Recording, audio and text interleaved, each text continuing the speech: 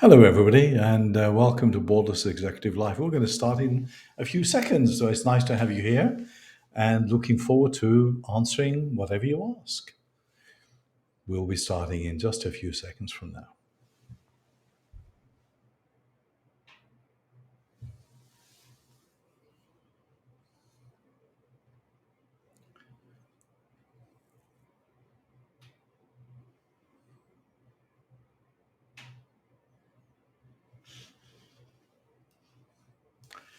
Hello, and welcome to Borderless Executive Live on LinkedIn. This is actually your Ask Anything Thursday. My name is Kris, and I have the pleasure of taking a fresh glance at current affairs and executive life. So, without further ado, let's get on with it. Question number one that's coming up here for us right now, which came up in some discussions earlier this week, was what's stopping you from reinventing your career?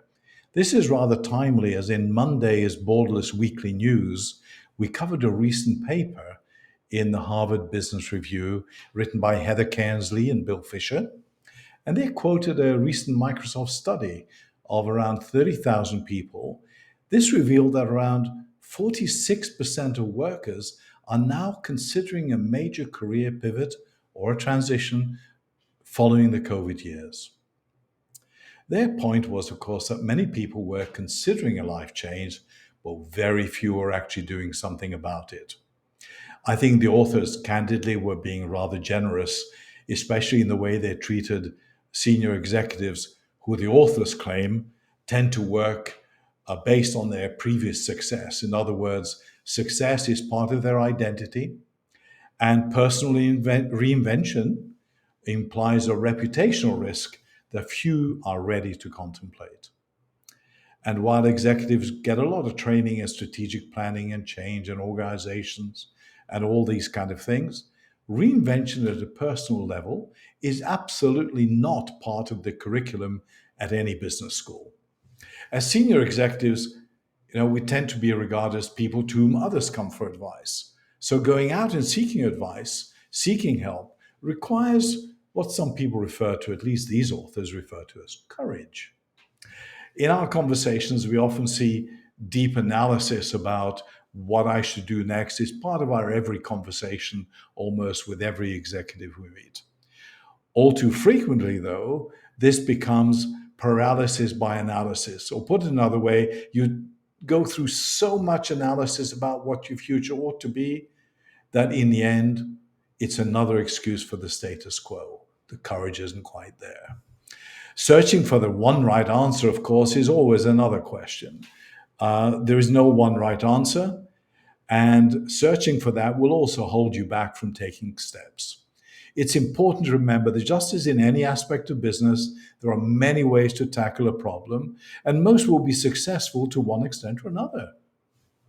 But there's no magic answer when it comes to reinventing yourself. Try the options, experiment. You have the experience to adapt as you go if you find yourself in a difficult spot. So experience helps with that, but experimentation is critical. It seems that the easiest way to avoid starting on this reinvention process is just to keep focusing on the everyday things, on the urgent work we all have to do, because our in trays, if there was such a thing these days, at least your inbox is always full. So the more you tend to bury yourself in your immediate responsibilities, the less time you have and the less time to make some time aside to focus on your longer term aspirations. You're always going to be weighed down by the demands of today. This helps to procrastinate, and procrastination is the enemy of personal reinvention. So, are Cairnsley and Fisher right? This is what they say. What do you think? Put your thoughts and questions in the QA box to your right hand side. So, let's go to question number two. Question number two, which came up the other day, which is why we're posting it here, it comes from a chemical industry executive who's now searching for a senior role. The question he asked, and understandably so, is what does the current downturn in industrial manufacturing and consumer demand mean for me when I'm out there looking for a new senior role? Well, as you all know, it's not many weeks back that we had a shortage of trucks, not enough drivers, too few containers, low water on the Rhine, couldn't get stuff downstream, producers couldn't meet demand. Today, it's the complete opposite. Today, especially when you look at energy intensive chemicals, for those of you familiar with the chemical world, ammonia would be part of that, methanol, vinyl chloride monomer, and so on. Production is slashed by 30 to 50% and more in some cases. As ISIS reported recently, shutdowns and premature turnarounds that are taking out capacity are everywhere. As they say, the European petrochemical sector is readying for some really tough quarters ahead. Industrial activity and consumer demand is most certainly turning down. Thank you, Mr. Putin and others. It's a different picture, though, in the US, where energy costs are not the same, demand remains strong, and in the end, low-priced product made in the US and elsewhere is finding its way to higher-priced European markets. So back to your question. If you're asking, is this the best time to find a new role in the chemical industry? Of course, if you're in Europe, you'd expect me to say, probably not.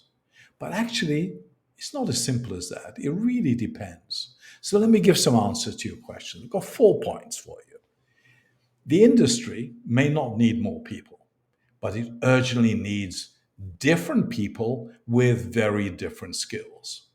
There are so many executives out there who have not developed themselves, who will simply not be able to manage under current conditions.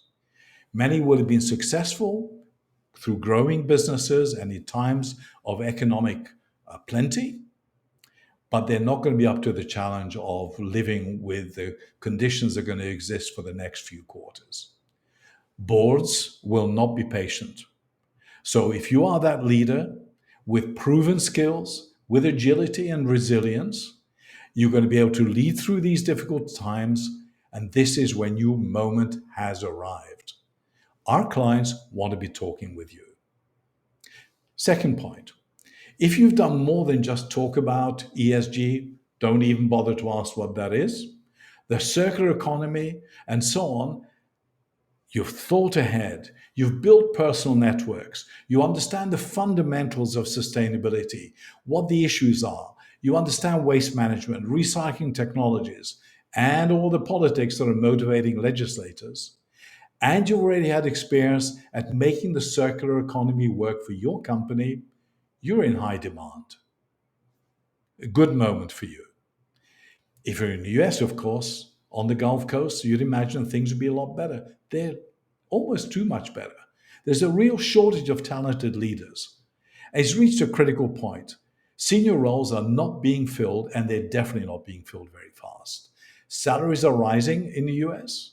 Employers are meeting and bettering competitive offers for their people. And at the same time, families have become less mobile. Why are we going to move? You know, you got a great job. You just had another salary increase to keep you here. We're not going to move. In reality, the pandemic has reduced mobility in the US. So if you're an experienced executive with prior experience in the US and you're mobile, if you're mobile, especially beyond the Gulf Coast, there are roles aplenty. Senior roles need to be filled. So my advice to you, this is a moment when you're going to change your life in the chemical industry, use this time well. The ideal role may be some time away, so this is a moment to invest in yourself. Go take some courses, and I don't mean do yoga or wellness training. I'm talking about working on the issues, learning about the things that will matter to the future of the chemical industry. Cutting costs, making the assets sweat, we all know how to do that. It's not about that. It's about recognizing the issues the industry faces, existential threats, for example, related to sustainability, geographic dislocation of the industry, and the really disruptive forces of AI, digital technologies, and so on. These will not go away just because we need to focus today on making sure our assets are working well. So now is a moment to invest in yourself and extend your expertise. So maybe this is the time you can be looking for a new role in the chemical industry at a senior level. Okay, so let's move on to another interesting question here, which came up here related to Brexit, my least favorite topic. So, do you think Brexit's made a difference to international careers, especially for Brits? Where do I start? Uh, I was brought up and worked in the UK. I've lived and worked subsequently in five other countries across Europe. So when I hear a client say, as we do here now from time to time, we prefer hiring Europeans to British executives who've not been out of the UK before for any international role, I have to say, I really get upset. It really upsets me. Simply put, it's just getting more difficult to bring a UK national to a senior role or to a headquarters role in any EU country. Clients tell us they need to think about applying for work permits, residence permits. Ease of travel becomes a question, and reading between those lines, those easy relationship skills, respect, tolerance, and the innate humor that Britons have had stamped on them for a long time and causes them to be people that are liked and generally welcome. This has been damaged by Brexit, no question. Of course, outstanding Brits are they are just that. They stand out, just like any other outstanding person. But there's no doubt in my mind that UK executives who want to extend their careers in continental Europe now start with an extra handicap. What a great shame. And to get a realistic perspective of the economic rather than some of the human aspects that we're talking about here, I really recommend taking a look at the Financial Times video. The Brexit Effect is published a couple of weeks back. It's on YouTube. FT, the Brexit Effect, really worth 15 minutes of your time. Let's move on to the next question. Where are we? Are there any books you'd recommend for executives on the topic of personal growth? Books? Yeah, I remember books. Yeah, of course, there are lots of books. Quick suggestion to you here. Beware of the magic answer school of dealing with life's big issues. Lots of so-called gurus out there who will tell you there's 6 facts or 7 pieces of cheese or whatever you like. There are just too many so-called life coaches around who simply have not had the experience that you've had operating as a senior executive in a complex organization. They're theorists, and you may not run the risk of not having your situation adequately understood. So by all means, look for good books, or approach people that be in your situation and have already addressed these very fundamental issues that you're now facing. And if you're serious about exploring your future, I think it's probably worthwhile doing more than just buying a book or two or scanning the web. There are a handful of really top class firms out there that can work with you at what's ultimately a delicate time and making some of the more difficult decisions you're going to make in your life. There are some good friends of Borderless, people like the Harlshon business, terribly difficult to say, Harlschon. These guys focus on working on career advancement and transition support for senior executives. By all means, do due diligence just as you would on any other business matter. Other organizations, too, that we know well run pretty good quality webinars on related topics. People like the Not Actively Looking organization, and they have lots of plentiful resources for changing lives. And if you're going the way of developing a portfolio career, for many people, as we hear these days, I'd love to become a non-exec. Not that I necessarily understand what that means. So people like Ken Andrew in the UK have a very balanced and realistic approach, which will be tailored specifically to your needs. So with that, let's move on. How can a Brit stand out, it says here, as you mentioned? Let me give you a personal anecdote here. When I'm in London, I tend to get into cabs, and the cab driver says, "You've got a bit of an accent. Where are you from?" And I have to say, "What the bloody hell do you mean, where am I from?" Well, the reality is that over the years of working beyond the UK, I've learned to speak a very different language. My language cannot be said to be British English. And by the way, you need to know I grew up in Glasgow and East London. So if you could understand those, boy, you're a hero in Continental Europe. I discovered some time back, as I was told that people couldn't understand a word I was saying, that language is meant to be something to communicate. So I've learned to speak a different kind of English. So language is an important thing, and we tend to be way overusing, just as many US citizens use all kinds of colloquial expressions. Try and cut those out of your language. You'll stand out by actually being a Brit that people can understand. Isn't that wonderful? Of course, that's a very personal thing.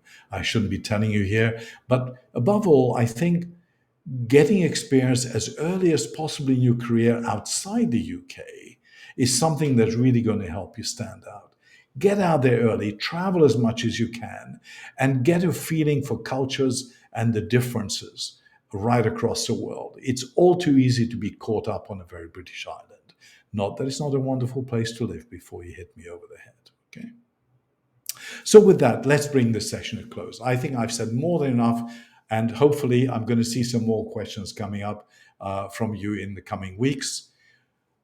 I'm going to bring this session to a close, but I want to thank you all for having joined me, and I would look forward to welcoming you next Thursday and answering your questions on Borders Executive Live on LinkedIn. See you very soon. Thank you.